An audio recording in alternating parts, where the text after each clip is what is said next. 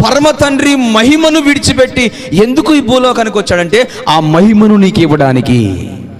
దేవునికి స్తోత్రం, హల్లెలూయా. ఆ మహిమను మనం పొందుకోవాలా, ఆ మహిమలోనికి మనం రావాలా. మనము మహిమను తప్పించుకొని తిరుగుతూ ఉన్నాం, మనం దేవుని సన్నిధిని తప్పించుకొని తిరుగుతూ ఉన్నాం. మనం నీ జీవితంలో కార్యము జరగాలంటే, నీ జీవితంలో నీకున్న ప్రతి అడ్డంకులు తొలగిపోవాలంటే, నీ జీవితంలో మహిమ కార్యాలు జరగాలంటే, నీ జీవితంలో ఆశ్చర్యమైన కార్యాలు జరగాలంటే నువ్వు ఎలా రావాలంటే బిడ్డ, దేవుని ఆత్మ చేత నింపబడి దేవుని మహిమ చేతను ఇక్కడ కూర్చోవాలా.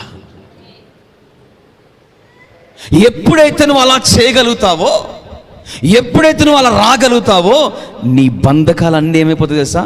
పటాపంచ